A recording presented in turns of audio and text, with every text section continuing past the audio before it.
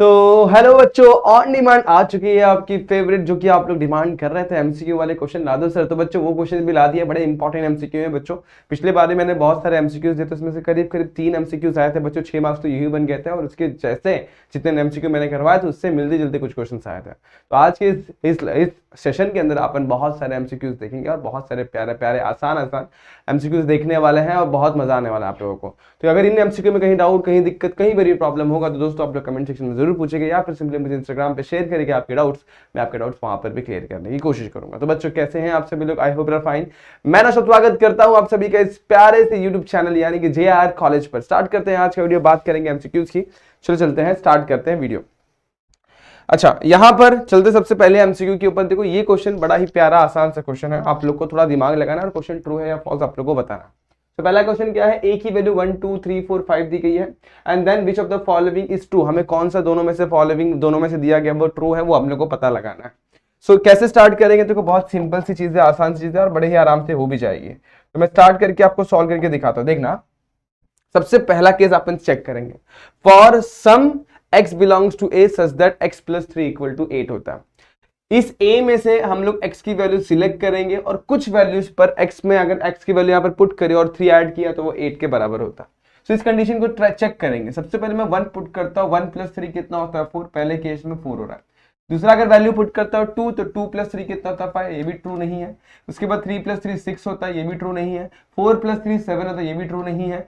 5 plus 3 8 होता है। हाँ बच्चों, ये वाला ट्रू है। तो बच्चों क्वेश्चन में क्या बोला, फॉर सम, मतलब इनमें से कोई ना कोई एक वैल्यू ट्रू सेटिस्फाई कर रही है। एक ना एक वैल्यू, कोई ना कोई वैल्यू एक तो करनी चाहिए एटलीस्ट। सो फॉर सम मतलब कुछ वैल्यू पर ये कंडीशन सेटिस्फाई हो रहा है, बिल्कुल एक कंडीशन पर हो रहा है, तो ये ट्रू है। हम लोग क्या पता लगाना कौन सा ट्रू नहीं है, तो सेकंड में आ जाओ। चलो देखते हैं, for some x belongs to a such that x plus 2 is less than 9। कुछ वैल्यू के, इसमें x की कुछ वैल्यू जो अपन सिलेक्ट करने वाला है वो इस कंडीशन को सेटिस्फाई कर रहा है कि नहीं कर रहा, चेक करते हैं। चलो पहली वैल्यू अपन पुट करते हैं 1, 1 प्लस 2 3, 3 लेस देन 9 ट्रू है। आगे 2 और 2 4 लेस देन 9 ट्रू है। 3 और 2 5 लेस देन 9 ट्रू है। और उसके बाद 4 और 2 6 लेस देन 9, वो भी ट्रू है। तो समझ में आ रहा है, ये भी सही है। 4 और 2 कितना होता है 6, 6 लेस देन 9 होता ही है। और उसके बाद 5 और 2 करोगे तो कितना होता है 7, वो भी लेस देन 9 है।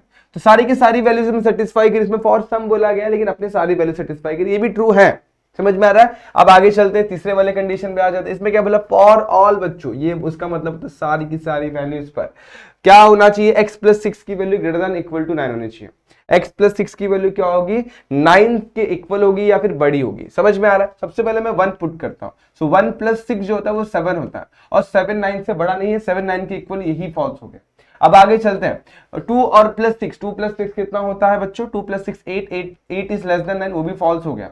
ठीक है, दो वैल्यूज फॉल्स हो गई। 3 प्लस 6 9, 9 इक्वल टू 9, ये ट्रू हो रहा है। 4 प्लस 6 10, 10 इक्वल ग्रेटर देन 9, वो भी ट्रू है। 5 प्लस 6 करेंगे तो 5 प्लस 6 कितना, तो 11, ये भी ट्रू है। तो यहां पर देखा जाए तो 1 2 3 वैल्यूज ट्रू है, बाकी 2 वैल्यूज फॉल्स है।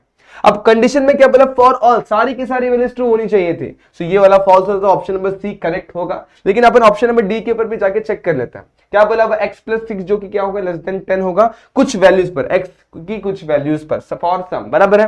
तो सबसे पहले x की वैल्यू 1 के साथ चेक कर लेते हैं। 1 प्लस 6 करोगे तो 7 होता है, और 7 के लेस देन 10 है, बिल्कुल 7 इज लेस देन 10, ये ट्रू है। ठीक है, आगे चलते हैं। 2 पुट किया, 2 प्लस 6 कितना हो रहा है 8। सो 8 क्या है, वो भी लेस देन 10 है। उसके बाद 3 पुट करेंगे तो 9 होगा, वो भी लेस देन 10 है। और उसके बाद 4 पुट करूंगा तो 10, which is what greater than 10 हो रहा है, इक्वल टू 10 हो रहा है, तो ये फॉल्स हो गया। हमें क्या करना है, लेस देन 10 वाली ही वैल्यू लेनी है। और 5 प्लस 6 कितना हो रहा है 11, वो भी फॉल्स हो रहा है। लेकिन कंडीशन को आप लोग देखो, यहाँ पर क्या बोला, फॉर सम, फॉर ऑल नहीं बोला गया, तो ये कुछ वैल्यूज पर ट्रू हो रहा है कि नहीं हो रहा। सो बस ना, काम खत्म, ये ट्रू है। But option number C is not true, इसलिए option number C is the correct one. समझे ये क्वेश्चन? तो इस तरीके से आप लोग को इसको समझना चाहिए। तो मैं यहाँ पर रखता हूँ सोल्यूशन, आप लोग ट्राई करके देख लेना। अब इस क्वेश्चन में आ जाओ। इस क्वेश्चन को आप लोग ऑनलाइन चेक करोगे, बड़ा कॉम्प्लिकेटेड वे दिया गया, लेकिन मैं आप लोग को बहुत सिंपल तरीका बताने वाला। मैंने हिंट भी लिख दिया, यूज प्रोजेक्शन रूल। कौन सा रूल इस्तेमाल करना है, प्रोजेक्शन रूल का इस्तेमाल करना है। तो ये हिंट है आप लोग के लिए, इसे ट्राई करके देखते हैं क्या आंसर हमारा फटाफट आता है क्या। तो सबसे पहले जिनको प्रोजेक्शन रूल नहीं पता वो मैं बता देना चाहता हूँ। एक ट्राइंगल जो होता है उसके अंदर अपने पास 3 चीज होती है, एक साइड, 3 एंगल्स होते हैं और 3 साइड्स होते हैं। तो ए के सामने वाला स्मॉल ए, बी के सामने वाला स्मॉल सी, और सी के सामने वाला स्मॉल सी होता है। सो अब मुझे साइड ए निकालना है। सो ए साइड निकालने का फॉर्मूला क्या होगा, बड़ा सिंपल है, बी कॉस सी प्लस सी कॉस बी। समझा? वैसे अगर मुझे साइड बी निकालना होगा तो क्या होगा, ए cos C plus C cos A. Simple. देखो मतलब जो चाहिए उसको छोड़ के बाकी सारी चीजों को ऐड करना है प्रोजेक्शन रूल में।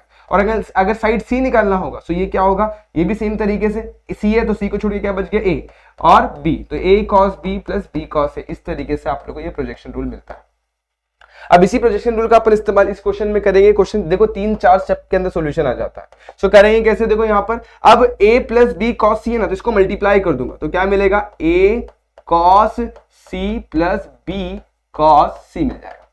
सिमिलरली यहाँ पे मल्टीप्लाई करूंगा तो b cos a plus c cos a हो जाएगा।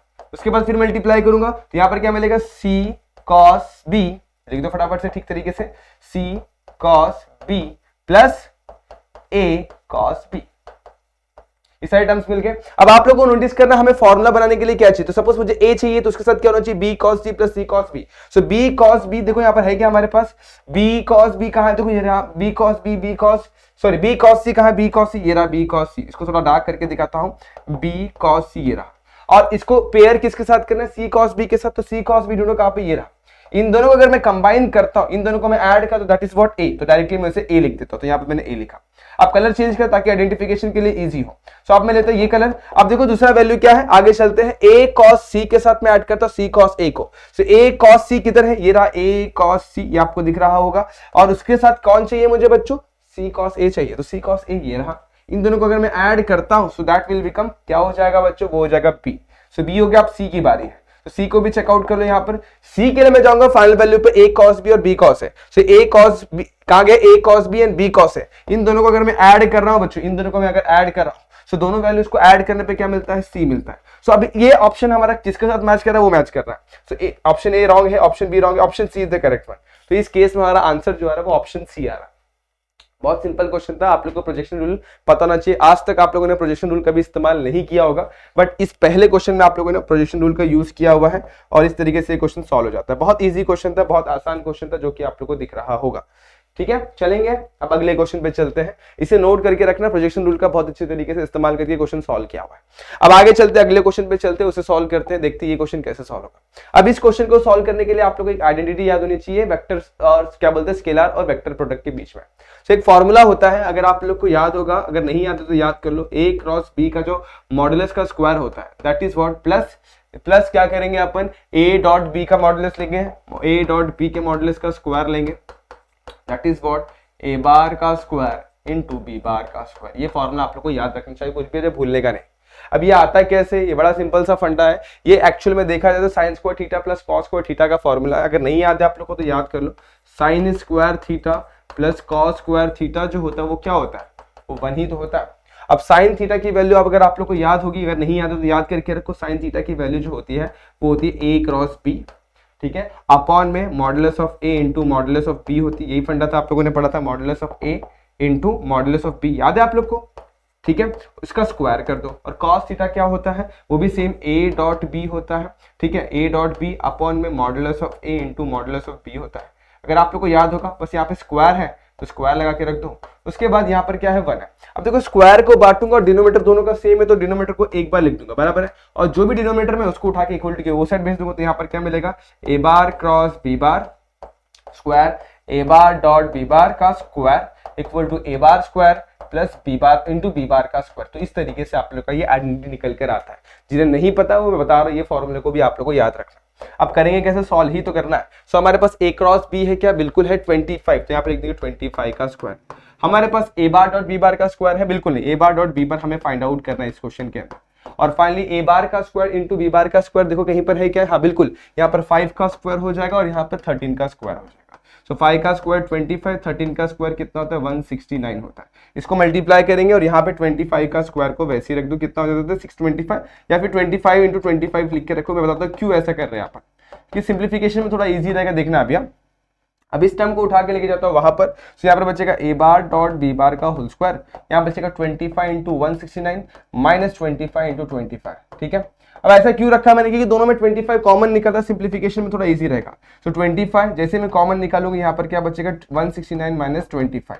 अब स्क्वायर को यहाँ पे ट्रांसफर कर दूंगा अगले स्टेप में, तो सॉल्यूशन का एक स्टेप कम हो जाएगा। सो a बार डॉट b बार जो होगा उसका मॉडुलस निकलने वो स्क्वायर रूट के अंदर ये वैल्यू होगी। इसकी वैल्यू थी 25 और इसको सब्ट्रैक्ट करूंगा 169 में से 25 दैट इज 144। अब 25 का स्क्वायर 5 होता है और 144 का स्क्वायर रूट 12 होता है। देखो 25 का स्क्वायर रूट 5 और 144 का 12 और 12 5 60 यानी 60 इज द करेक्ट आंसर। तो 60 के साथ मैच कर लो, ऑप्शन बी मैच कर रहा है, so option B is your correct answer. इस तरीके से ऑप्शन बी यहाँ पर करेक्ट आंसर हो जाता है। सो ये फॉर्मूला कैसे है वो भी पता कर लिया अपन ने, कभी भूल जाओ तो इस तरीके से याद करना, sine square theta plus cos square theta equal to 1 होता है। साइन थीटा जो होता है वो क्या होता है, A bar cross B bar upon में ए बार का मॉडुलस इनटू बी बार का मॉडुलस। वैसे कॉस थीटा तो आप लोग को पता ही है, दोनों वैल्यूज को पुट करेंगे सिंप्लीफाई करेंगे तो ये आइडेंटिटी मिल जाती है। तो इसे याद रखना, कभी भूल जाओ तो इस तरीके से याद कर सकते हो। सो ये था आप लोग का सिंपल सा कंसेप्ट जो कि आप लोग को ये क्वेश्चन का आंसर निकाल कर देता है। अब आते हैं इस क्वेश्चन में, ये अपने लाइन एंड प्लेन चैप्टर से आता है। देखो क्वेश्चन में क्या बोला, एक वेक्टर है जो कि एक वेक्टर इक्वेशन ऑफ लाइन हमें पता करनी है जो कि एक पॉइंट में से पास हो रहा है। सो मैं समझा देता हूं, एक वेक्टर होगा, मान लो कि मेरे पास आर करके एक वेक्टर है, ठीक है, वो एक पॉइंट में अज्यूम करते हैं पॉइंट ए में से पास हो रहा है, ठीक है। अब इस ए का पोजीशन वेक्टर को मैं स्मॉल ए बार से डिनोट कर देता हूं, तो ये मेरा आर वेक्टर है और ये किसी एक वेक्टर को पैरेलल होगा, सो अज्यूम करो ये बी वेक्टर है। सो इस केस में क्या होता है, इस क्वेश्चन को रीड करो आपको सारी चीज समझ में आ जाएगी। The vector equation of the line passing through a point having the position vector, एक पॉइंट से पास और जिसका पोजीशन वेक्टर दिया हुआ है, and parallel to another vector, एक वेक्टर जिसको पैरेलल होगा, तो उस केस में आर बार की वैल्यू अपने को निकालनी है। सो आर बार जो दिया जाता है वो दिया जाता है A bar plus lambda times B bar दिया जाता है। अब इस केस में क्या बोला हुआ, ए बार हमें पोजीशन वेक्टर डायरेक्टली दे दी गई है 4i माइनस जे प्लस 2 के। सो देखो पहले वाले में 4i माइनस 2 प्लस 2 के ही लिखी गई है। सो यहाँ पर क्या आएगा 4i माइनस जे प्लस 2 के, ठीक है, ये आ गया, और plus lambda times B bar. अब बी बार आपको दिख रहा होगा क्वेश्चन में दिया गया -2i माइनस जे प्लस के, सो -2i माइनस जे प्लस के। अब इसके साथ जो भी ऑप्शन मैच कर रहेगा वही तुम्हारा आंसर है। सो ऑप्शन कौन सा मैच कर रहा है वो देखो। सो ऑप्शन ए मैच करने की कोशिश कराकर देखते हैं। सो -2i है माइनस जे प्लस के, yes option number A is the correct one, वही मैच कर रहा है। लेकिन ऑप्शन बी भी देख लेते हैं, यहाँ पर -2i नहीं तो ये ऑप्शन हो ही नहीं सकता। इसे -2i माइनस जे, लेकिन माइनस के कैसे होगा, मतलब प्लस के है और इसमें -2i है माइनस जे है प्लस के, तो ऑप्शन नंबर ये डी भी थोड़ा मैच कर रहा है। तो यहाँ पर अपने पास देखो, यहाँ पर ऐसे क्वेश्चन एग्जाम में पूछे जाते हैं, लेकिन यहाँ पर देखो ये चेंज कर दिया गया। तो यहाँ पर अपना ऑप्शन कौन सा मैच करे, देखो यही गड़बड़ एग्जाम में होती है। अपन क्या करते हैं, ये माइनस को देखते नहीं, तो यहाँ पर सबसे सही आंसर कौन सा है बच्चों, option number D is the correct one. इस पे ध्यान देना, अदरवाइज आप लोग रॉन्ग करके आओगे। देखा ये सिंबल देखना, यहाँ पर सिंबल का चेंज है, बाकी तो पूरी तरीके से सेम दिख रहा है। तो ये ब्रैकेट पूरा सेम है, बट यहाँ पर इसमें इन लोग ने चेंज कर दिया हुआ है, यहाँ पर प्लस होना चाहिए था। देखो छोटा सा एरर अगर अपन आइडेंटिफाई नहीं कर पाएंगे तो ये क्वेश्चन रॉन्ग कर देंगे। सो यहाँ पर क्या आएगा 4i माइनस जे प्लस 2 के, ये होना चाहिए क्वेश्चन के हिसाब से। अगर ये ठीक किया तो रॉन्ग हो जाएगा। ठीक है, चलेंगे आगे, अगला क्वेश्चन देखते हैं। ये क्वेश्चन भी थोड़ा लेंदी है, थोड़ा सा इसको बाद में करते हैं, थोड़ी देर बाद करते हैं, पहले ये क्वेश्चन कर लेते हैं। क्वेश्चन में क्या बोला था, if the mean and the variance of the binomial distribution are 18 and 12 respectively, then find the value of, then what is the value of n की वैल्यू निकालनी है। सो मीन का मतलब क्या होता है, सो मीन को अपन लिखते हैं e ऑफ x है। e ऑफ x की वैल्यू कितनी दी गई है बच्चों, 18 दी गई है, और variance of x, v of x की वैल्यू दे दी गई है 12। एक्चुअली मैं आप लोगों को एक्सप्लेन करूं तो मीन जो होता है वो n इंटू p होता है, उसकी वैल्यू 12 दी गई है। और वेरिएंस की बात करूं तो वो होता है npq होता है, जिसकी वैल्यू अपने को कितनी दे दी गई है बच्चों, ये 18 है, ये 12 दे दी गई है। मीन अपना np होता है तो उसकी वैल्यू 18 है, और वेरिएंस npq होता है उसकी वैल्यू 12 दे दी गई है। अब करना क्या है, देखो एक सिंपल सी बात ये आप लोग देख सकते हो, ये np की वैल्यू यहाँ पर मैं पुट कर सकता हूँ। तो इसे इक्वेशन नंबर 1 डालता हूँ, इसे इक्वेशन नंबर 2, और इसकी वैल्यू यहाँ पे पुट करता हूँ। सो np की वैल्यू 18 डाल दी, 18 into q is equal to 12। So q की वैल्यू कितनी मिल जाएगी, 12 अपॉन में 18, और 12 अपॉन 18 इज नथिंग बट बच्चों 2 अपॉन 3 हो जाएगा। 6 से डिवाइड करेंगे तो 2 अपॉन 3 आ जाएगा। अब q है आपके पास, तो आपको बेसिक फॉर्मूला पता होगा, p प्लस q जो होता है वो 1 होता है। सो p जो हो जाएगा वो 1 माइनस q हो जाएगा। सो 1 माइनस 2/3 दैट इज कितना हो जाएगा बच्चों, 3 cross multiply 3 minus 2 that is nothing but 1 upon 3। सो अभी आपके पास p है, आपके पास q है, बस आपके पास n मिसिंग है। सो फाइनली जो आप लोग का n into p equal to 18 दिया, वहां पर p की वैल्यू पुट कर दो ना। सो n इंटू p कितना है 1 upon 3 equal to 18। So n will be 18 multiplied by 3, n will be 18 154 is the correct answer. So exam में पिछले बार भी ये क्वेश्चन पूछा गया था और इसके पिछले बार भी सेम क्वेश्चन पूछा गया था, तो option number B is the correct one. इसे ट्राई जरूर करना, कहीं अटक जाओ तो कमेंट सेक्शन में पूछ लेना। तो इसका सोल्यूशन मैं यहीं पे रखता हूँ, आप लोगों को कभी लगे तो इसे यहाँ से देख सकते हो। ये क्वेश्चन थोड़ा लेंथी है, इसको बाद में एक्सप्लेन करता हूँ, नहीं तो बहुत कंफ्यूजन हो जाएगा और इसी में टाइम पास कर लेंगे अपन। तो अगले क्वेश्चन पे चलते, इस क्वेश्चन पे आ जाओ। देखो ये क्वेश्चन को, पहला क्वेश्चन जो आपके सामने से सॉल्व करने का एक ही मेथड है, सब्स्टिट्यूशन। सो हम लोग इसको नेक्स्ट स्लाइड पे करते हैं। क्या थी, integration of x to x 1 plus log x का इंटीग्रेशन क्या होगा, चलो मैं इसे एक्सप्लेन करता हूँ। Integration of x to x 1 plus log x का इंटीग्रल क्या होगा। सो देखो यहाँ पर सबसे ज्यादा कंफ्यूजिंग जो चीज लिख दी उसी को आप लोग को ना यहाँ पर टी पुट कर देना है। सो मैं वही करने वाला हूँ, यहाँ पर मैं उसी चीज को टी पुट करने वाला हूँ। तो मुझे ज्यादा कंफ्यूज कर रहा है यहाँ पर एक्स टू एक्स बराबर, तो आप लोग को भी वही करना है, ज्यादा सोचना नहीं है ऐसे क्वेश्चन में, एक्स टू एक्स को टी पुट कर लेना। सो आप लोग को पता है जब भी एक्स टू एक्स टी होगा तो इसका डिफरेंशिएशन करना होता है। अब इसका डिफरेंशिएशन तो आप लोगों ने बहुत बार किया होगा। देखो फंक्शन के पावर में फंक्शन तो लॉग के बिना इसे सॉल्व नहीं कर सकते, तो अगर आप लोगों ने सॉल्व भी किया होगा कई बार तो आपको याद होगा इसका डिफरेंशिएशन होता है x to x 1 plus log x होता है, याद होगा आप लोग को, इक्वल टू यहाँ पे dx आ जाएगा, यहाँ पे dt आ जाएगा। सो बहुत सारे बच्चे सोच रहे हैं ये करके दिखा दो, तो मैं साइड में करके दिखाता हूँ। याद रखो, इसे याद रखना। तो मान लो कि मैं y इक्वल टू एक्स ले लेता हूँ, तो सॉल्व कैसे करते ध्यान रखना। यहाँ पे दोनों साइड log लगा देता हूँ, log y equal to log of x to x लिख दिया। x का ये रूल क्या बोलता है, जो भी पावर में रहेगा x सिंपल से नीचे आ जाएगा, यहाँ पर ये x है ना, ये आगे आ जाता है, तो इस तरीके से दिखने लग जाता है। फिर यहाँ पे डिफरेंशिएट करोगे तो ये 1/y dy बाई dx होगा, और इस टर्म के साथ लगेगा u इंटू v। x मेरा u है, log x मेरा v है, उस हिसाब से सॉल्व कर लो। तो x इंटू 1/x और अगले ही पर log x इंटू 1 हो जाएगा। देखो log x का डिफरेंशिएशन 1/x होता है, फिर log x को वैसे रखा, x का डिफरेंशिएशन 1 हो जाता है। तो dy बाई dx क्या हो जाएगा, सिंपल सी बात है, इसको y को वहां पे भेज दो, x कैंसिल किया, यहाँ पर क्या बचेगा 1 प्लस log x मिल जाएगा, ठीक है। और y था क्या, y initially x to x 1 plus log x था। सो मैंने क्या बताया, सिंपल सी बात है, इस तरीके से जब मैंने है ना एक्स टू एक्स को डिफरेंशिएट किया ना तो मुझे ये मिलता है। तो बात समझ में आ गई। तो इसी तरीके से मैं एक्स टू एक्स को डिफरेंशिएट करूंगा तो ये मिलेगा, और आपको पता है dt को डिफरेंशिएट करो dt बाई dx मिलेगा, बस वो dx को उठा के यहाँ पे ले दिया है। इस तरीके से अपने को ये टर्म मिलता है। अब देखो x to x log x और dx, इन तीनों को मैं रिप्लेस कर सकता हूँ dt के साथ। So I will become integration of dt। But बच्चों एक्स टू एक्स को कहाँ पुट करेंगे, जो है ही नहीं उसे पुट ही नहीं कर सकते, तो इसे 1 ही रखना है, यहाँ पर कुछ नहीं मतलब 1।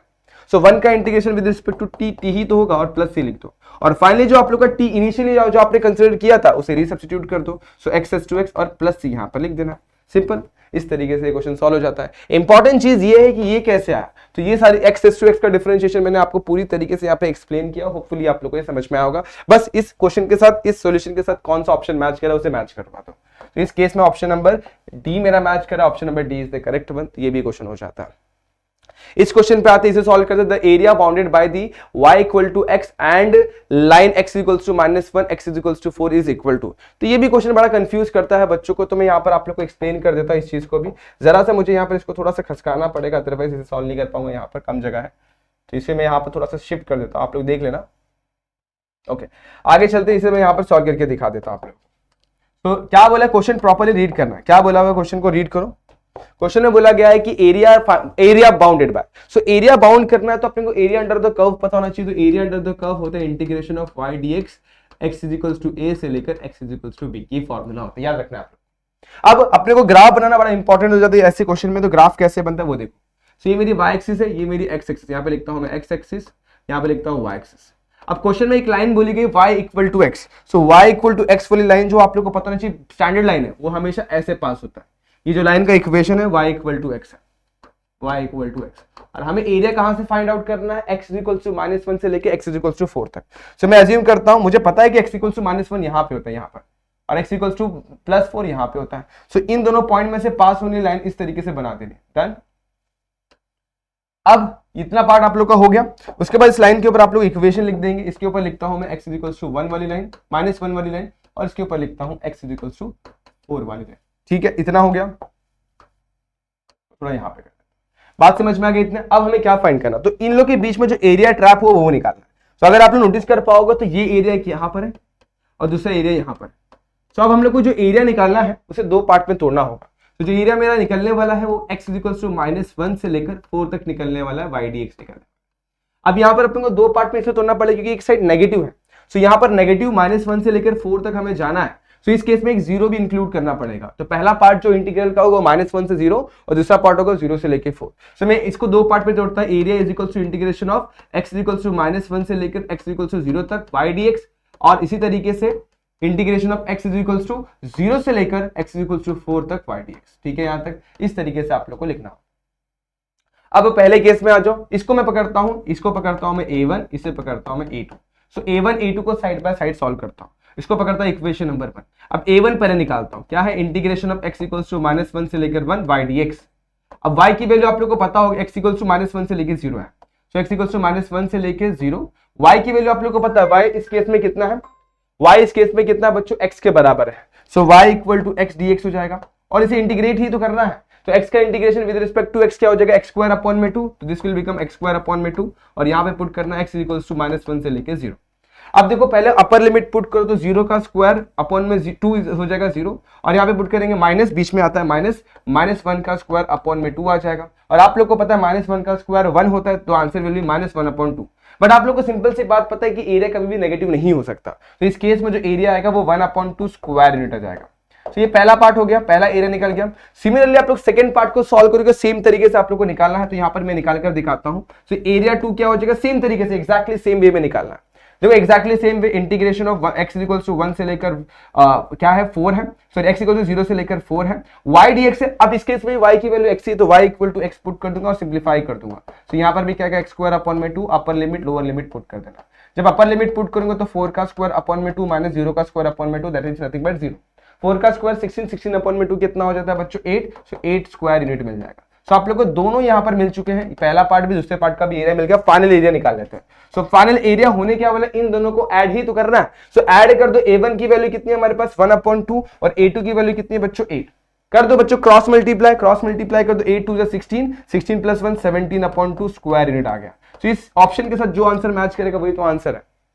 तो याद रखना, दो पार्ट में इसलिए ब्रेक किया क्योंकि पहला पार्ट नेगेटिव में है, इसलिए इधर का एरिया माइनस हो सकता है। तो अगर आपने -1/2 पुट किया होता और 8 में से -1/2 सब्ट्रैक्ट किया होता, सो वो आंसर रॉन्ग हो जाता है। एरिया कभी भी नेगेटिव नहीं होता। सो ये नेगेटिव में एरिया आ रहा है, इसलिए इसको मैंने पॉजिटिव लिया और इसको भी मैंने पॉजिटिव में लेके दोनों को ऐड कर दिया। दोनों एरिया को ऐड करने के बाद मुझे मेरा सोल्यूशन मिल जाता है। सो इस केस में मेरा जो आंसर मिलेगा ना बच्चों, यहाँ पर आप लोग के सामने, यहाँ पर मैं दिखा देता हूँ आप लोग को, इस तरीके से ऑप्शन नंबर 7 ये मैच कर जाएगा। तो 17/2 इज द करेक्ट वन। अब इसका एक शॉर्टकट तरीका भी मैं आप लोग को सिखा सकता हूं अगर आप लोग चाहो तो। देखो यहाँ पर मैं समझाता हूं, ये y इक्वल टू x वाली लाइन है, ठीक है, याद रखना शॉर्टकट सिखा रहा हूं अभी, जिन्हें नहीं समझ में वो शॉर्टकट देखें। और ये मेरा इस तरीके से ये x इक्वल टू माइनस वाली लाइन है, x इक्वल टू -1, और यहाँ पर एक और लाइन में बना लेता हूँ पहले, x इक्वल टू 4 वाली लाइन। अब सिंपल सी बात है, दोनों पार्ट में अगर देखोगे दोनों भी क्या है, ट्राइंगल है। तो ये एरिया मुझे फाइंड आउट करना है। अब सिंपल सी बात है, एरिया ऑफ ट्राइंगल क्या होता है, half into base into height. तो इस केस में सबसे पहले मैं इसका ट्राइंगल का एरिया निकालने जाऊंगा। तो यहाँ पर देखो x इक्वल टू -1, सो ये डिस्टेंस जो मुझे मिलेगा वो 1 डिस्टेंस की बात करूंगा तो 1 ही होगा। और इस केस में जो y इक्वल टू x है, तो x की वैल्यू जो वही y की वैल्यू होगी, तो ये भी कितना आएगा, बनाए। अब इस केस में आज ये पार्ट कितना है बच्चों, ये पार्ट अपना 4 है, देखो यहाँ पर ये 4 है। अब आप लोगों को पता है इस पॉइंट के ऊपर क्या आएगा, x और y इक्वल है, तो ये पॉइंट भी कितना हो जाएगा, ये पॉइंट भी कितना होगा यहाँ पर 4, ये भी हाइट आ गया 4। समझ में आया, क्योंकि y और x दोनों पे क्या है, यहाँ पर इस लाइन के ऊपर इक्वल होने वाला है। इतना बात समझ में आई।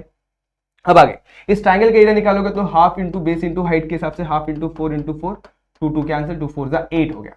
और इस ट्राइंगल का एरिया निकालोगे तो half into 1 into 1 that is equal to 1/2 ही होगा। और इसको ऐड करोगे, जैसे पिछले क्वेश्चन में ऐड किया, तो 8 + 1/2 इज नथिंग बट बच्चों 17/2 एंड 17/2 इस तरीके से यार। तो दो तरीके से कर सकते हैं। पहला मैंने आप लोग को थोड़ा सा मेथड वाइज बताया, दूसरा मैंने सिंपल मेथड बता दिया जो कि किया जा सकता है, अप्लाई कर सकते हैं इस टाइप के क्वेश्चन में जहां पे ट्रायंगल बन रहा होगा। ये क्लियर हो गया। अब इस तरीके से क्वेश्चन सॉल्व हो जाता है। तो चलते हैं एक और नए क्वेश्चन पे जो कि एग्जाम में पूछने के बहुत ज्यादा चांसेस है। और ये नहीं पूछा तो इससे मिलता जुलता कोई क्वेश्चन पूछ लेगा जिसमें अपने को अपर एंड लोअर लिमिट दी गई रहेगी, तो उसे ट्राई जरूर करना जहां पे आप लोग को ऐसे क्वेश्चन पूछे जा सकते हैं, integration of cos square x, और यहाँ पे 0 से लेके π/2 समथिंग कुछ तो भी दिया रहेगा ऐसा कुछ, और इसको इंटीग्रेट करने कहा जाएगा। तो इसे ट्राई जरूर करना, बहुत सिंपल क्वेश्चन होता है, आप लोग कर सकते हो उसे, ठीक है। अब इसे कैसे सॉल्व करना है वो ध्यान दो।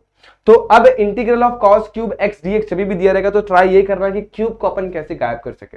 तो गायब करने के वेरियस मेथड्स है, लेकिन आप लोगों को मैं सिंपल मेथड बताने वाला हूं, और इसे सॉल्व करने का भी एक इजी मेथड, इजीली अपन इसको सॉल्व भी कर सकते हैं। सो अब क्या करेंगे, देखो integration of cos cube x है, तो क्यूब को मैं कैसे गायब करूं। तो याद करना है क्यूब का अपन ने कौन से फॉर्मूले में याद किया हुआ है। तो एक फॉर्मूला आप लोग को याद होगा, अगर याद है तो बता दो बच्चों। cos 3x का यानी cos थीटा का फॉर्मूला याद है आप लोग को, क्या फॉर्मूला था, 4 cos cube theta minus 3 cos theta, यही था फॉर्मूला। सो अब बस यहां से क्यूब वाला पार्ट अपने को अलग कर लेना है। सो कैसे मिलेगा, cos 3 थीटा माइनस इस साइड आएगा तो प्लस 3 cos थीटा हो जाएगा, और यहां बचेगा 4 cos क्यूब थीटा, और 4 दोनों साइड डिवाइड कर दूंगा तो this will become 1/4 cos 3 theta, और this will become 3/4 cos theta, ठीक है, और this will become cos cube theta. तो मतलब cos क्यूब x को मैं रिप्लेस कर सकता हूं इन दोनों टर्म के साथ। सो देयरफॉर जो मेरा इंटीग्रल है ना, integration of cos cube x, वहां पे लिख सकता हूँ 1/4 cos 3x plus 3/4 cos of x, इस तरीके से लिख सकता हूँ और यहाँ पे लिख दूंगा dx। सही है। अब इसे इंटीग्रेट करना है। सो आप लोग को पता है कॉस का इंटीग्रेशन जो होता है वो sin x होता है, लेकिन 3x इसलिए यहाँ पे 3x लिख देना है। और इंटीग्रेशन का एक बेसिक रूल है, जो भी x के साथ नंबर होगा सिंपल सा डिवीजन में आ जाता है, तो इस तरीके से यहाँ पे 3 आ जाएगा। वहीं यहाँ पर भी सेम चीज अप्लाई करनी, cos का इंटीग्रल कितना होता है sin होता है, sin x लिख दो। अब यहाँ पर x के साथ 1 है तो 1 नीचे लिख के कुछ मतलब भी नहीं है, तो वैसे ही रहने वाला, और प्लस c यहाँ पे लिख देना। फाइनली सिंप्लीफिकेशन है तो sin 3x और 1/12 यहाँ पे हो जाएगा, और यहाँ पर हो जाएगा 3/4 sin x, और यहाँ पे मिल जाएगा आप लोग को प्लस c। तो आप लोग को ऐसे टर्म ढूंढने जिसमें 1/12 sin x आ रहा हो plus 3/4 sin x plus c आ रहा है। छोटा सा एरर आपका आंसर खा जाएगा, गलत कर देगा। तो देखो पहले तो सबसे पहले बात यहाँ पे मेरे प्लस वाले आंसर कौन कौन से वो मैच कर लो। सो ऑप्शन बी और ऑप्शन सी में दो सब कुछ प्लस में, तो प्लस वाले मैच कर लिए। उसके बाद पहला answer 1/12 sin 3x, 1/12 sin 3x पहला सही है। दूसरा 3/4 आ रहा है sin x, यहाँ पे -3, यहाँ पे प्लस 1/4 sin x आ रहा है, तो ये गलत हो जाएगा। तो option number A is the correct one. इस क्वेश्चन का आंसर आता है ऑप्शन नंबर ए। से ट्राई जरूर करना, बहुत सिंपल सा क्वेश्चन है, आसान सा क्वेश्चन है, बस कन्वर्जन करना होता है। सो हो सकता है कि आपके एग्जाम में ऐसा पूछे integration of sin cube x पूछ ले, इसका इंटीग्रेशन भी सेम तरीके से करना है, आपको sin 3θ का फॉर्मूला अप्लाई करना होगा, तो सेम तरीके से इसे भी कर सकते हैं। करना ट्राई, कहीं अटकोगे तो पूछ सकते हैं आप लोग। अगला क्वेश्चन देखो, ये question, let the probability mass function of PMF of random variable x be p of x is equals to x 4cx 5/9 raised to x 4/9 4 minus x for x equal to 0 1 2 3 4। हमें expected value find out करनी है। इतना simple question मैं क्या बताऊं, बहुत ज्यादा easy question है। अब इसे करने के लिए आपको थोड़ा सा याद करना होगा इसका स्टैंडर्ड फॉर्मूला क्या था। तो अगर आप लोग याद होगा बाइनोमियल डिस्ट्रीब्यूशन के अंदर अपन probability of capital x equals to small x के एक फॉर्मूला पढ़ते थे। क्या फॉर्मूला था, NCx p raised to x q raised to n minus x। तो जरा इसे इससे कंपेयर करो, कंपेयर करेंगे तो हमें n की वैल्यू 4 मिल रही है, p की वैल्यू 5/9, q की वैल्यू 4/9, तो वही लिख दूंगा n इक्वल टू कितना मिलेगा 4, p की वैल्यू मिलेगी 5/9 एंड q कितना मिलेगा भाई 4/9 मिल जाएगा। इतनी वैल्यूज आपके पास है, तो आपके पास n है, p है और q है।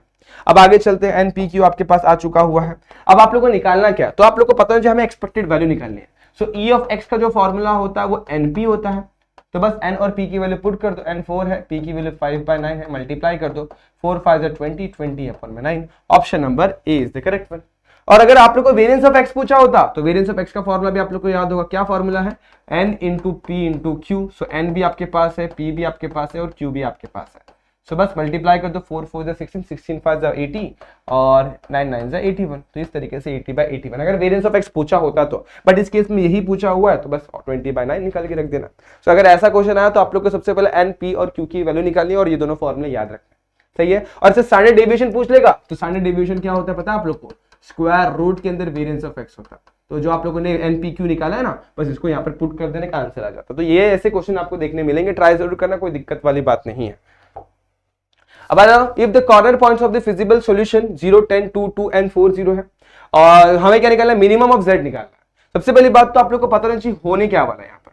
तो सबसे पहले यहाँ पर देखो 3 पॉइंट्स है, 0 10 2 2 और 4 0 है। तो देख दो यहाँ पर 0 10 लिख देता हूँ, 2 2 लिख देता हूँ और 4 0 लिख देता हूँ। इसके अलावा कोई पॉइंट है ही नहीं, तो 3 4 तो लिखने से ऑप्शन नंबर डी तो पहली बात तो आएगा भी नहीं। तो फिजिबल रिलेशन के 3 पॉइंट्स हमें मिल चुके हैं, डन यहाँ तक। मतलब यहाँ पे आ जाओ आप। अब यहाँ पे चलेंगे अपन z की वैल्यू निकालेंगे। z क्या दिया हुआ है हमें, 3x + 2y दिया हुआ है। इसका मतलब क्या है, जब आप लोग x और y की वैल्यू यहाँ पुट करोगे तो z की वैल्यू क्या मिलती है वो आपको पता लगाना है। सो पहले केस में अपन पुट करते, देखो यहाँ पर मैं इसको हटा देता हूँ, जरा गंदा दिख रहा है, इस पार्ट को हटाता हूँ यहाँ से, इस पार्ट को भी हटा देता हूँ और थोड़ा अच्छे तरीके से लिख के दिखाता हूँ आपको।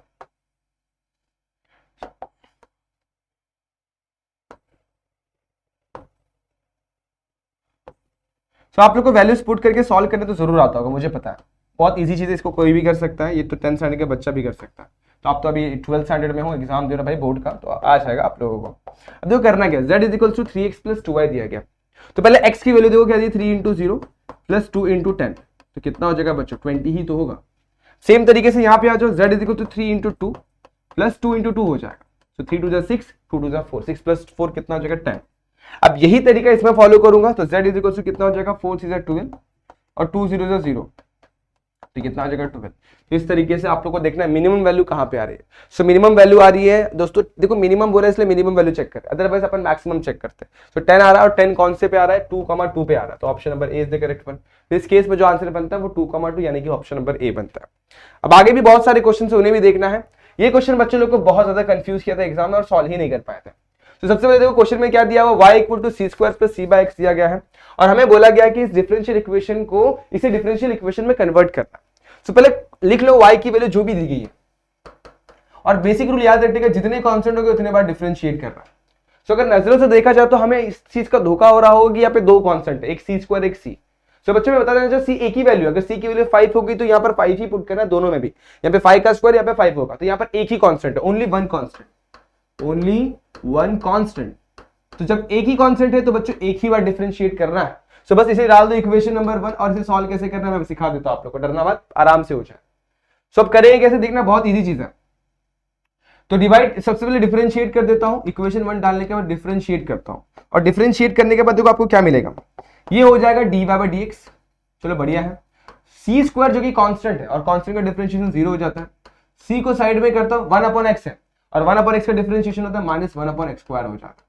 तो थोड़ा सिंप्लीफाई करते हो, d y by d x जो होगा ना वो क्या हो जाएगा, माइनस सी अपॉन में एक्स स्क्वायर हो जाएगा। देखो प्लस माइनस माइनस, इतना क्लियर हो गया होगा। अब देखो एक और चीज, मैं एक्स स्क्वायर को यहां पर भेज देता हूं तो क्या हो जाएगा, x square d y by d x, यहाँ पर क्या हो जाएगा माइनस सी, और माइनस को यहाँ पे भेज दूंगा तो minus x square d y by d x is equal to C हो जाता है। ठीक है बच्चों, अब यहाँ पर अभी भी कांस्टेंट बैठ रहा तो एक और बार डिफरेंशिएट क्यों ना कर दे, तो गलत हो जाएगा बच्चों, आंसर रॉन्ग आएगा। मैंने पहले ही बताया एक ही कांस्टेंट है मतलब एक ही बार डिफरेंशिएट करना है। सर हमारा कांस्टेंट तो गायब भी नहीं हुआ, तो डिफरेंशियल इक्वेशन में कांस्टेंट होना भी नहीं चाहिए, तो यहाँ पर अपना कांस्टेंट गायब भी नहीं हो रहा, तो क्या करेंगे, बस एक स्टेप कर लो, आपका आंसर आपको मिल जाएगा। जो अपन इसको पकड़ लेंगे इक्वेशन नंबर 2 और इक्वेशन नंबर 2 को 1 में पुट कर देंगे। सो पुट करो 2 in 1, मतलब जहां जहां सी है ना वहां पे सी की वैल्यू पुट कर देंगे। तो y मेरा वैसे ही रहेगा, यहाँ पे सी है तो सी कितना, सी का स्क्वायर है, so minus x square d y by d x हो जाएगा, और प्लस सी बाय एक्स है तो 1 अपॉन एक्स को साइड में कर देता हूं और सी की वैल्यू पुट कर देता हूं, minus x square d y by d x हो जाएगा। बस इसका वैल्यू बस यहाँ पे सॉल्व करता आप लोग को दिख जाएगा अभी। सो y मेरा वैसे ही रहेगा और एक्स स्क्वायर का स्क्वायर है और नेगेटिव नंबर का स्क्वायर तो पॉजिटिव ही होता है, d y by d x का होल स्क्वायर हो जाएगा यहाँ पर। ठीक है ना यहाँ तक। उसके बाद 1 अपॉन एक्स, देखो यहाँ से एक एक्स कैंसिल होगा और ये प्लस माइनस माइनस यहाँ पे बचेगा minus x d y by d x. अब इस ऑप्शन के साथ जो भी मेरा आंसर मैच करेगा उससे मैच करवा दो। तो देखो यहाँ पर y इक्वल टू कहां पर है, तो दो जगह पे y इक्वल टू है, लेकिन यहाँ पर देखो एक्स स्क्वायर का स्क्वायर एक्स एस टू 4 होता है। देखो एक्स स्क्वायर का स्क्वायर कितना था, एक्स एस टू 4 होता है। सो एक्स एस टू 4 वाला ऑप्शन कौन सा है, ये ऑप्शन नंबर ए। देखो क्या है, x s to 4 d y by d x का whole square minus x d y by d x, यही तो ऑप्शन है। इक्वल टू y इधर है या इक्वल टू y यहाँ पे लिखो, आप लोग चाहे तो ये इक्वल टू y को यहाँ पर भी लिख सकते हो आपकी अगर इच्छा है तो, अदरवाइज आप लोग यहाँ पर भी, दोनों साइड कोई भी साइड रख दो। तो इसके साथ हमारा ऑप्शन नंबर ए मैच कर रहा है पूरी तरीके से। So option number A is the correct one. ध्यान में रखना है, ऐसे क्वेश्चन को ऐसे डील करना है।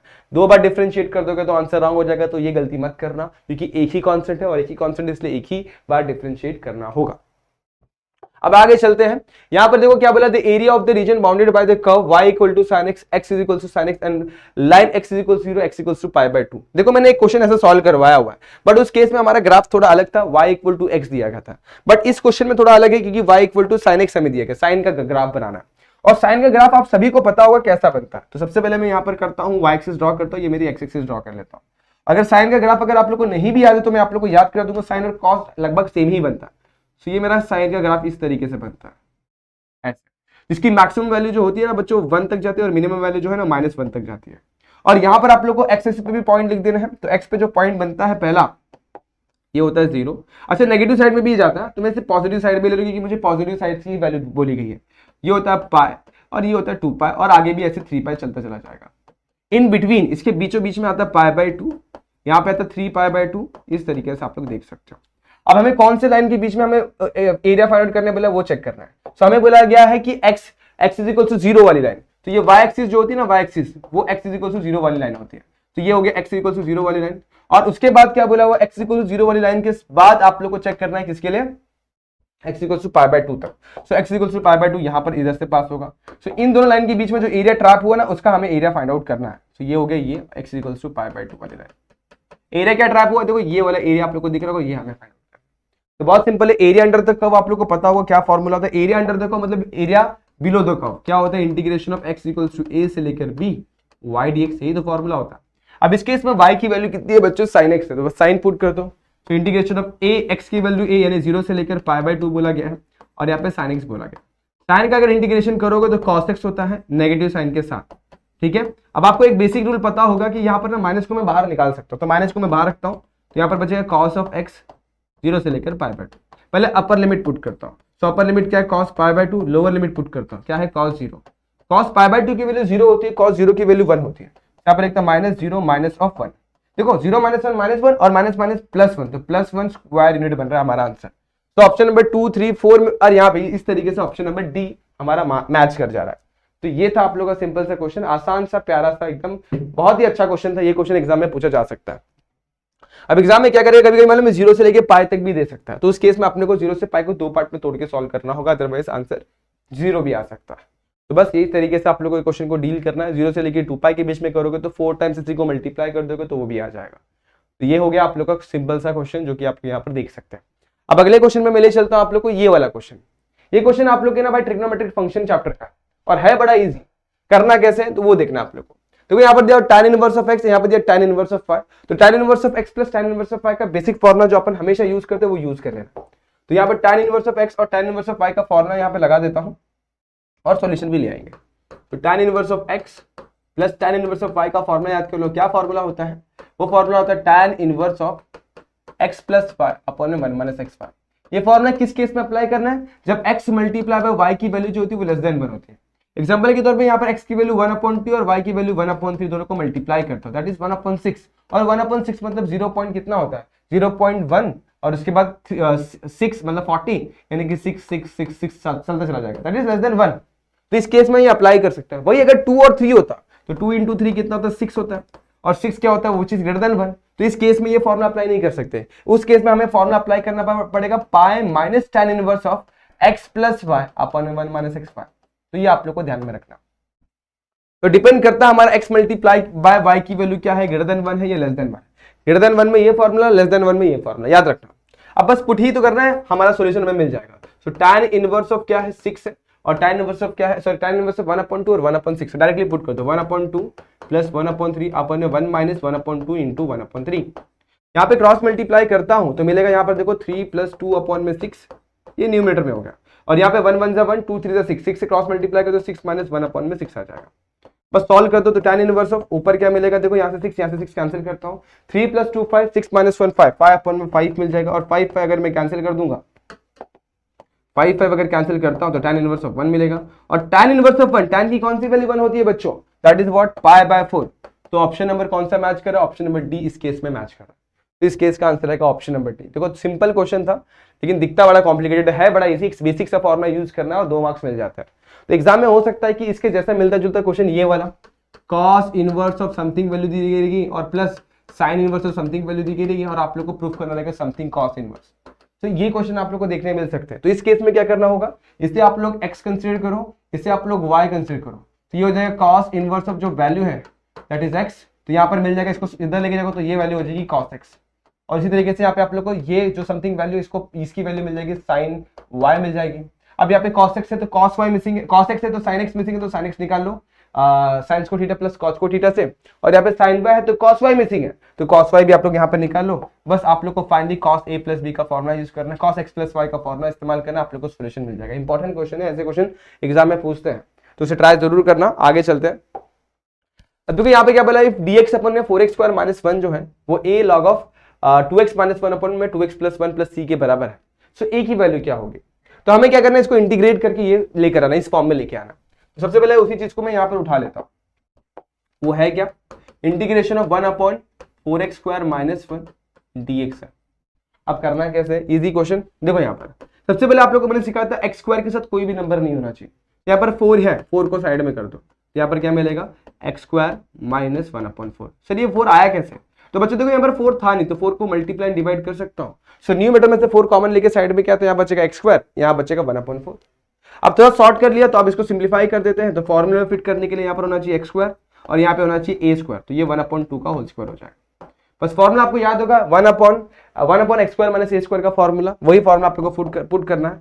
सो फॉर्मूला क्या होता है? 1/2a यानी 1/2 इंटू 1/2। समझ में आ गया? इतना क्लियर होगा। 1/2 a यहाँ पर 1/2 है into log of x minus a upon में x प्लस a, यानी कि x माइनस 1/2 अपॉन में x प्लस 1/2, ब्रैकेट क्लोज करके प्लस c लिखते रहा। यहाँ से इस 2 को कैंसिल करता हूँ, मिलेगा 1/4। और यहाँ पर क्या करेंगे मालूम है? यहाँ पर बस सॉल्व करना। जब 2 को क्रॉस मल्टीप्लाई करो 2 माइनस 1 अपॉन में 2 मिल जाएगा, और सेम यहाँ पर भी क्या मिलेगा 2x प्लस 1 अपॉन में 2 मिलेगा। अब समझदार इंसान क्या करेगा, 2 को कैंसिल कर देगा, तो 2 कैंसिल, 2x माइनस 1 अपॉन में 2x प्लस 1 मिल गया, तो वो हमारे RHS में ठीक है। और लॉग के साथ क्या 1/4, तो यहाँ पर a की वैल्यू कितनी होनी चाहिए 1/4, ऑप्शन नंबर डी इस केस में भी मैच करता है। तो देखो ऑप्शन नंबर डी इसका भी आंसर आ रहा है। बहुत सिंपल क्वेश्चन है और बहुत इजी क्वेश्चन होता है, ऐसे क्वेश्चन के साथ डील करना और गलत मत करके आना बस, ठीक है डन। कुछ और क्वेश्चन मैं आप लोग को दिखा दूं, जैसे ये वाला क्वेश्चन, ये क्वेश्चन बड़ा कंफ्यूज करता है, तो ये आप लोग को थोड़ी देर बाद बता देता हूँ। पहले ये वाला क्वेश्चन कर लेता है। तो क्या बोला हुआ है, the value of i into J cross के प्लस जे इंटू के क्रॉस आई प्लस के इंटू आई क्रॉस जे, इसकी वैल्यू क्या मिलेगी। तो अगर जे क्रॉस के की वैल्यू अगर आप लोग को याद करें, तो इसके लिए मैं एक पूरा का पूरा सर्कल बना के आप लोग को बता देता हूँ। मान लो यहाँ पर लिखा मैंने i, यहाँ पर मैंने लिखा j और यहाँ पर लिख दिया मैंने k। इसको एक सर्कुलर फॉर्मेट में आप लोग को लिखना है। तो i से j पे गए, j से k पे गए और k से i पे आए। तो अगर मैं i क्रॉस j करता हूँ, देखो सॉरी i क्रॉस j करता हूँ, i क्रॉस j कर रहा हूँ, तो ये क्या मिलेगा, तो ये i और j को आप जब लेके जाते हो ना, तो आप लोग को फाइनल जो तीसरा वैल्यू वो मिलता है। i क्रॉस j जो होता है वो क्या होता है, ये हो जाता है k हो जाता है, समझा। उसी तरीके से j क्रॉस k करते हो, तो basic rule j cross k, j से k पे आए तो k के बाद कौन आ रहा है, i आ रहा है, तो वो क्या हो जाएगा, i हो जाएगा, समझा इतना। उसी तरीके से k और i करोगे तो k इंटू आई करोगे, तो ये पूरा सर्कुलर पैटर्न में घूमना होता है। तो k इंटू आई करोगे तो वो j हो जाएगा। अब इसी को उल्टा कर देंगे, अगर मैंने ऐसे किया j क्रॉस i कर दिया, तो j क्रॉस i करता हो, सपोज देखो उल्टा करो, j क्रॉस i कर रहा हूं, तो इस केस में जो वैल्यू मिलती है माइनस में मिलती है, अगर उल्टा जाओगे तो माइनस हो जाता है। सेम यहाँ पर भी अप्लाई करोगे, तो यहाँ पर k क्रॉस j कर दोगे, तो इसकी वैल्यू माइनस i मिल जाएगी एंड सो ऑन। ये आप लोग समझ चुके हैं, इतनी बात समझ में आएगी, तो वही फंडा यहाँ पर अप्लाई कर दो। तो देखो यहाँ पर क्या लिखा हुआ, जो भी वैल्यू लिखी, मैं सपोज पहले क्वेश्चन में लेने लिख दिया हुआ, तो i मल्टीप्लाई में है क्या, यहाँ पर j क्रॉस k, तो j क्रॉस के अपन ने जस्ट देखा, j क्रॉस के होता क्या है, कहाँ है j क्रॉस के, ये that is nothing but i, तो यहाँ पर कितना आ जाएगा बच्चों, i आ जाएगा। इसके बाद प्लस j डॉट, अब k क्रॉस i किधर है, वो j के बराबर, तो यहाँ पर j लिख देता हूँ। और इसी तरीके से यहाँ पर k है मेरे पास, k और i इंटू j है, तो i क्रॉस j क्या है, वो k के बराबर। अब देखो ये सबके सब डॉट प्रोडक्ट है, अब ये क्रॉस प्रोडक्ट का फंडा क्लियर, अब डॉट में आ जाता है, तो i इंटू आई जो होता है वो होता है j, सॉरी i इंटू आई क्या होता है, वो होता है 1, j इंटू j क्या होता है, वो भी 1 होता है, और k डॉट k भी क्या होता है, 1 ही होता है। तो ये बेसिक रूल है डॉट प्रोडक्ट के। अब डॉट प्रोडक्ट का एक और रूल है मालूम है, अगर मैं i डॉट j करता हूं तो वो 0 होता है, वही अगर i डॉट k भी करता तो वो भी 0 होता है। मतलब सेम से मल्टीप्लाई करोगे तो ही 1 होगा, अदर से मल्टीप्लाई कर दोगे तो 0 हो जाएगा। सेम टू सेम अगर j डॉट j 1 हो रहा है, तो j डॉट i करोगे तो 0 हो जाएगा, j डॉट k करोगे तो भी 0 हो जाएगा। तो मेरे हिसाब से ये बात समझ में आ चुकी है। अब यहाँ पर वही चीज करना है, i इंटू आई कितने होने वाला, i डॉट i, ये 1 हो जाएगा, ये भी 1 हो जाएगा और ये भी 1 हो जाएगा। तो आंसर कितना आ जाएगा, 1 + 1 3, option number D is the correct one. इसका भी आंसर आ गया आप लोग को। तो ये था आप लोग का सिंपल सा सॉल्यूशन। अब मैंने यहाँ पर एक क्वेश्चन नहीं करवाया, उसे कर लेते हैं, ये कंफ्यूज करता है इसलिए मैंने बोला लास्ट में लेते हैं। चलो इसे सॉल्व करने की कोशिश करते हैं। सबसे पहले हमें क्या बोला, इसका निगेशन निकालना। तो निगेशन कैसे निकालेंगे, देखो बहुत इजी है, P एंड क्या है Q इम्प्लाई R है, मतलब सिंगल इम्प्लीकेशन वाला। तो सबसे पहले इम्प्लीकेशन को तोड़ते हैं। तो आप लोग को याद अगर P इम्प्लाई Q रहता है तो उसे अपन ऐसे लिखते हैं, निगेशन ऑफ P और Q लिखते हैं। तो अगर यहाँ पर Q इम्प्लाई R है तो वही पैटर्न अपन इस्तेमाल कर लेंगे, P and negation of Q, और यहाँ पर क्या आ जाएगा, R आ जाएगा, सिंपल। अब इस चीज का निगेशन करना है, सो निगेशन कर दो फटाफट से। तो निगेशन करेंगे तो ये क्या हो जाएगा, निगेशन अप्लाई कर दो, ये हो जाएगा निगेशन P, इसका निगेशन करूंगा तो और यहाँ पे लग जाएगा निगेशन। अभी ब्रैकेट के अंदर मैंने निगेशन एंटर नहीं करवाया, मैं ब्रैकेट के बाहर ही रखा हुआ। अब आगे चलते हैं, अगर आप लोग चाहो तो ब्रैकेट के अंदर निगेशन एंटर करवा सकते हो। तो निगेशन जैसे अंदर एंटर करेगा तो क्या हो जाएगा, P और निगेशन कैंसिल हो जाएगा, Q मिलेगा, और का एंड हो जाएगा और R का क्या हो जाएगा, निगेशन R, इस तरीके से हो जाएगा। अब आपको देखना है इसमें से कोई ऑप्शन मैच कर रहा है क्या, चलो देखते हैं। हमारे पास ये सबसे पहले देखो Q एंड निगेशन R कहाँ आ रहा है, तो Q एंड निगेशन R देखो कहीं पर भी नहीं, बस ऑप्शन नंबर डी में आ रहा है। इसके अलावा और क्या, निगेशन P कहाँ का, निगेशन P ऑप्शन ए और सी में आ रहा है। सो ऑप्शन ए, सी और डी में से कोई तो भी एक आंसर बन सकता है, वो अपने को चेक करना है। अब वो कैसे, कौन सा ऑप्शन सही होगा, तो बहुत सारे बच्चे ना ए और सी पे चले जाएंगे और मार्क करके आ जाएंगे। सो बच्चे थोड़ा रुको, यहाँ पर बीच में और है, यहाँ पर हमारा एंड आ रहा है, तो ये गड़बड़ हो जाएगा बच्चों, यहाँ पर और है, यहाँ पर एंड है, तो कौन सा आंसर सही होगा।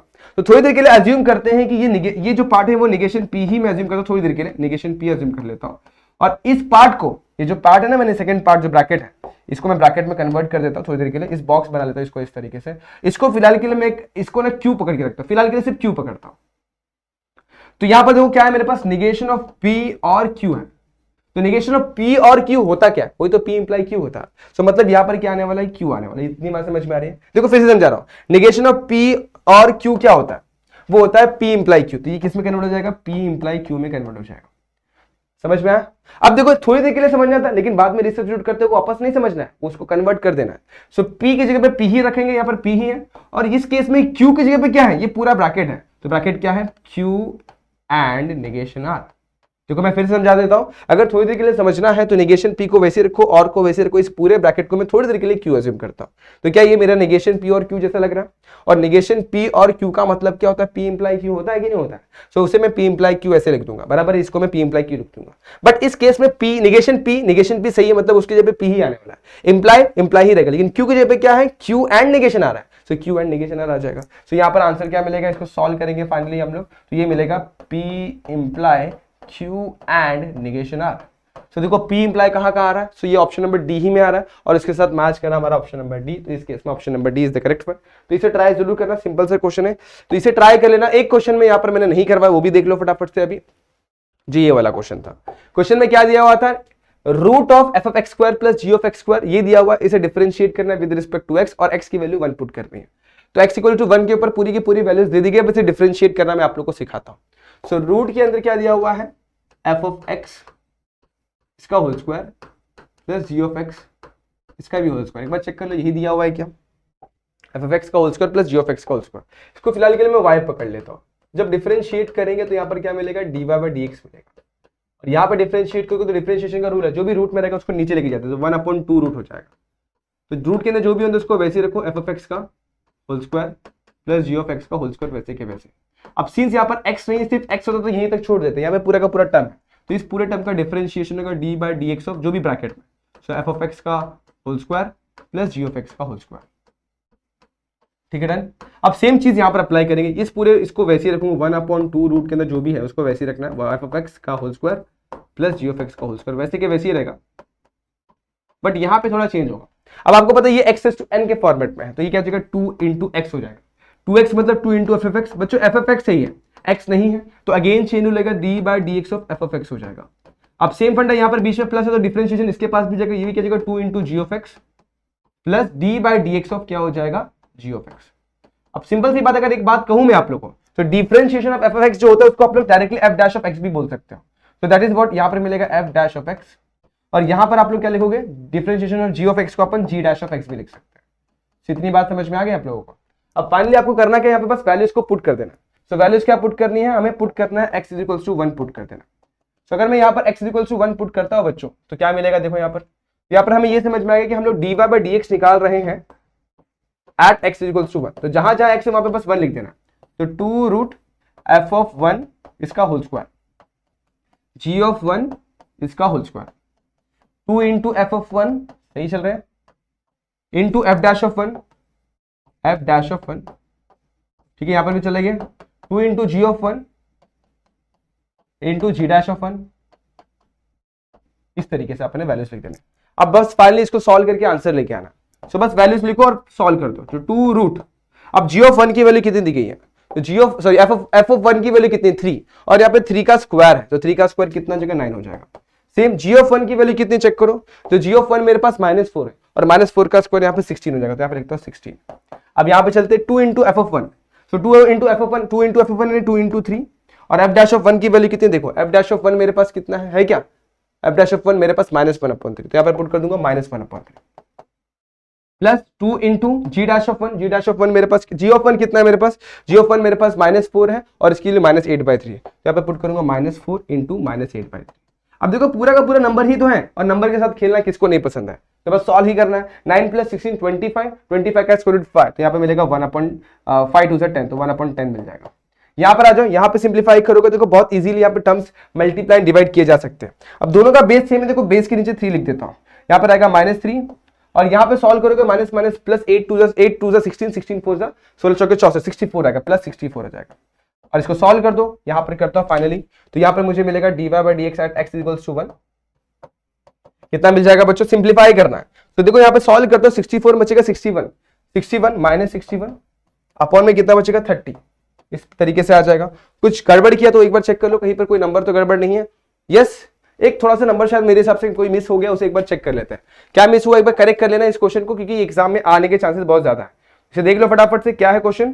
सबसे पहले अपन ने ये सारी चीजें लिख दी, वैल्यूज को पुट के यहाँ पर क्या बचा हुआ है 2 इंटू 3 बराबर लिखा है क्या अपन ने यहाँ पर 2 इंटू 3। यस, एफ ऑफ 1 की वैल्यू अपन ने यहाँ पर पुट नहीं की, देखो एफ डैश ऑफ 1 -1/3 पुट किया और एफ ऑफ 1 यहाँ पे पुट ही नहीं किया, तो एफ ऑफ 1 यहाँ पर मैं पुट कर देता हूँ। कितना है बच्चों, एफ ऑफ 1 की वैल्यू 3 है। सो यहाँ पर जब मल्टीप्लाई करेंगे तो यहाँ पर कितना मिलेगा -6 मिलेगा, यहाँ पर 3 नहीं मिलेगा, यहाँ पर कितना मिलेगा -6 मिलेगा। ठीक है, तो यहाँ पर लिखता हूँ -6, डायरेक्टली -6 लिख देता हूँ, 3 टू -6 मिल जाएगा। ठीक है, यहाँ तक मैंने गलती से 2 भी लिखा था। और -6 + 64 कर दोगे, -6 + 64, देखो इसे सिंप्लीफाई करेंगे, -6 + 64 करेंगे तो 58 मिलता है। तो यहाँ पर मैं लिख देता हूँ +58, गलत लिख रहा था मैंने, माइनस लिखा था, 58 प्लस में आएगा। ठीक है, और इसको सॉल्व कर देंगे, 2 से डिवाइड कर दोगे तो कितना बचेगा 29/15। सो बस देखो अपन ने अपना एरर आइडेंटिफाई किया और सिंप्लीफाई किया। सो कौन सा ऑप्शन मैच कर रहा है इसके साथ, 29/15 के साथ, 29/15 कौन सा, yes option number D is the correct one. तो इस केस में भी ऑप्शन नंबर डी मिल गया। तो ये कुछ क्वेश्चंस होते हैं जो थोड़े कॉम्प्लिकेटेड लगते हैं लेकिन होते बड़े इजी है, बस आपको सिंप्लीफाई करने आना चाहिए, वो ये क्वेश्चन है। ठीक है, जो आप लोगों ने अभी जस्ट डील किया ये वाला क्वेश्चन के साथ, लेंदी था लेकिन सॉल्व करना बड़ा इजी था। तो ऐसे तरीके से आप लोगों को क्वेश्चन एग्जाम में देखने मिल सकते हैं और ये थे हमारे 2 मार्क्स से इंपॉर्टेंट एमसीक्यूज। तो बच्चों इनमें अगर कोई डाउट कोई दिक्कत हो तो कमेंट सेक्शन में पूछ सकते हो, या फिर हमें हमारे साथ इंस्टाग्राम पे जुड़ के भी हमारे आपके डाउट हमारे साथ शेयर करके वो भी क्लियर कर सकते हो। तो बच्चों बचे हैं सिर्फ एक दिन, यानी कल का दिन। तो कल मॉर्निंग में आप लोग को लाइव में मिलूंगा, और आज भी आप लोगों का लाइव आपने देखा होगा जो कि शाम में 6 बजे था, जिसे भी आप लोगों ने देखा होगा। ठीक है बच्चों, तो बच्चों आज के लिए बस इतना ही। होप वीडियो आप लोग को अच्छी लगी होगी, अगर अच्छी लगी है तो like the video, share the video and subscribe channel. मिलते हैं नेक्स्ट वीडियो में जहां पे अपन कुछ और नए कंसेप्ट, कुछ और नए फंडे देखेंगे। तब तक के लिए stay tune and good bye.